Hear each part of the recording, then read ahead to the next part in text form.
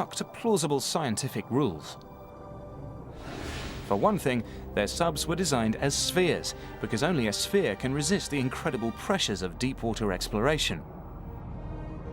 The sphere is the best geometry that gives you the maximum volume for the minimum amount of surface area, because it's the surface area in which pressure acts.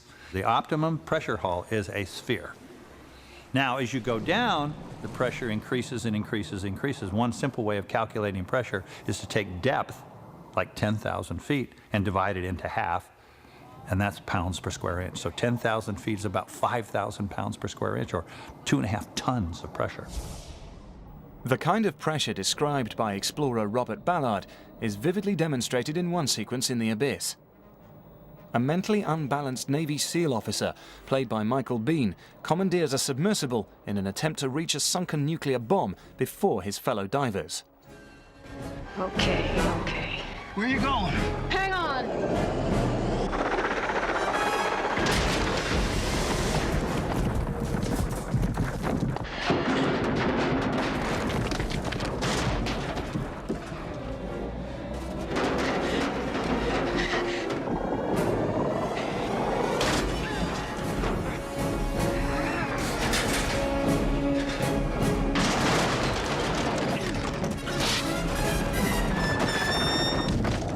When the craft descends to depths beyond the capacity of its design, the result is catastrophic.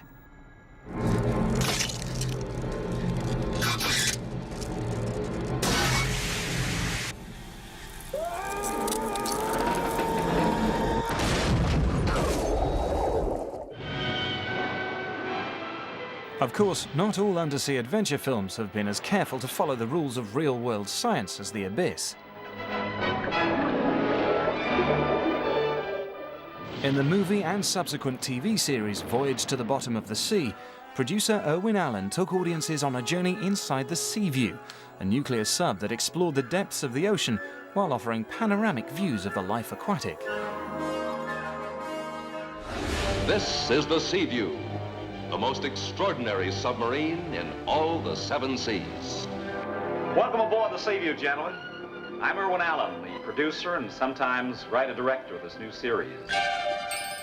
In one episode, the Seaview successfully reaches ocean depths of nearly 5,000 feet. Impressive, but completely impossible. In a real deep-sea mission, the Seaview's non-spherical design and glass windows would cause the sub to implode. The fictional craft gets its incredible strength from extempered herculite, the secret imaginary process used to build the Seaview, according to Voyage's creators. I remember recently looking at it, and I couldn't believe it. I remembered it much more sophisticated than in fact it was, and I think that that's just because you're a little kid and your mind just fills in everything. Hey, Mark.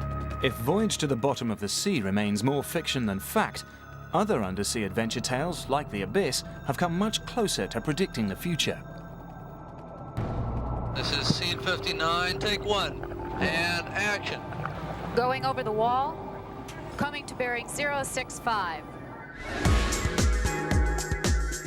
And when James Cameron returned to the sea to research his next underwater film, Titanic, the director travelled to the bottom of the ocean in a craft remarkably similar to the fictional subs he produced for The Abyss. In the course of Titanic, I actually made real submersible dives myself, made 12 dives down to the wreck, and that's 12,500 feet. So I've often joked in recent years that I'm now living The Abyss for real, actually getting to live the fantasy. Okay, quiet. We're rolling. Seeing her coming out of the darkness like a ghost ship still gets me every time. In Titanic, Cameron also showcased a development in undersea submersibles that he'd envisioned years before in The Abyss. Little geek is on the case. The increasing use of robotic, remotely operated vehicles, or ROVs, to reduce human risk. Snoop Dogg's on the move. We're headed down the stairwell. You got it? Bring it up, bring it in. Now they're moving into vehicles called AUVs, which are wireless ROVs, and they're called autonomous underwater vehicles. They have an intelligence within them. And as we develop smarter and smarter AUVs, they'll take on greater and greater roles in undersea exploration.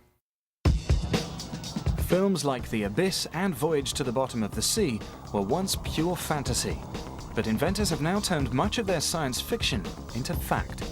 Sometimes they've even gone beyond the visions of Hollywood.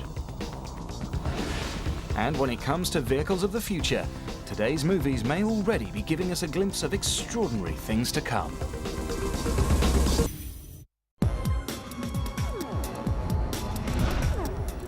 The concept of a self-driving car was around long before Will Smith's futuristic Audi Sports Coupe in iRobot. TV shows like Knight Rider and movies like The Love Bug and Chitty Chitty Bang Bang also featured four-wheeled navigators that drove with little or no help from their human passengers.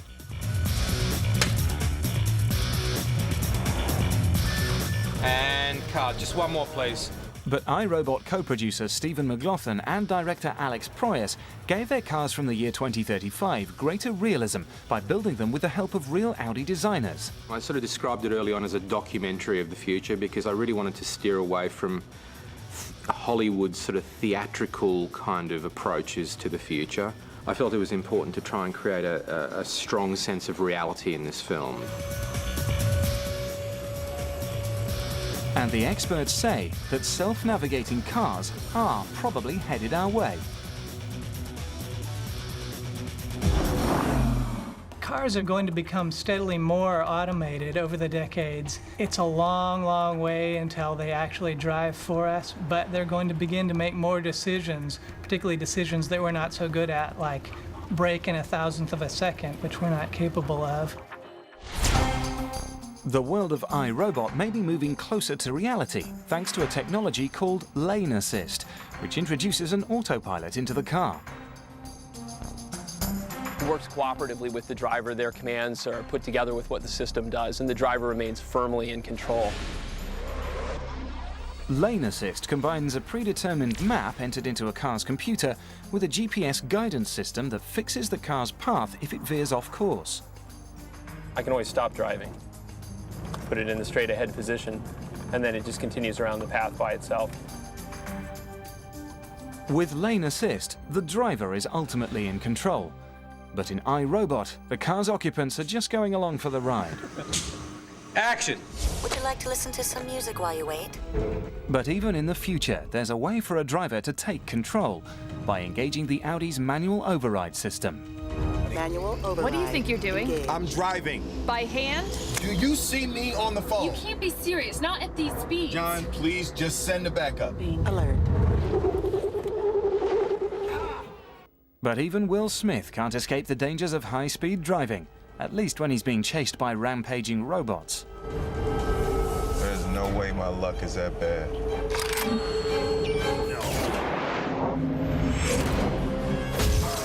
You are experiencing a car accident.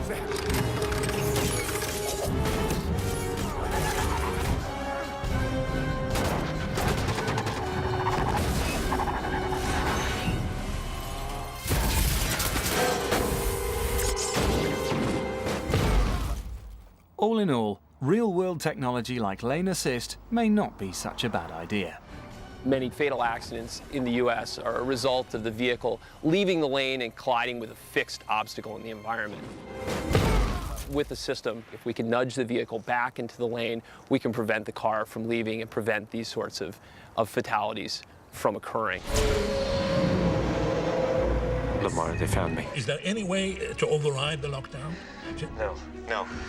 You can't run, John. Everybody runs. In director Steven Spielberg's sci-fi thriller Minority Report, cars are key to the story of a cop played by Tom Cruise who's on the run from his corrupt superiors. In many ways, Minority Report is a perfect recap of the futuristic visions movies have offered so far, from rocket packs to high-tech cars. But unlike the often outrageous films of the past, Are you ready for this? I'm ready. Steven Spielberg insisted that the technologies used in Minority Report had a grounding in actual scientific principles. It was a challenge production designer Alex McDowell tackled with a team of real-life futurists. We had a very interesting group of scientists right at the beginning of the film who came together for a think tank. Everything we did had to have scientific backup, proof, if you like, to the way that technology now is developing and it could become this. I pulled a whole range of images just to put in front of Steven Spielberg, and ultimately it was clear very quickly that really he wanted a very factual, science-based vision of the future. Good. Here we go. Spielberg envisioned a packed urban world that expanded vertically rather than horizontally. He also imagined a society with a healthier environment than today's. One of the issues that was important to Steven Spielberg was that this was an ecologically friendly future that was on every level. It seemed more utopian. This idea of the future, things work well, there is no fossil fuel anymore. As for what might replace fossil fuels in the future, the answer may be found in a system being developed in San Diego by the independent research company General Atomics.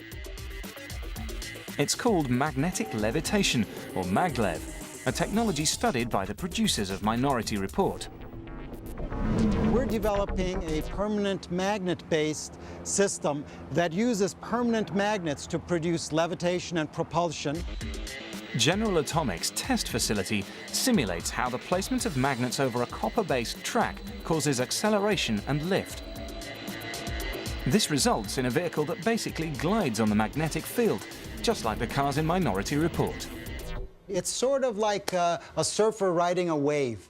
One of the neat things about this technology is that you do not have any live wires or cables, neither on the track nor on the vehicle.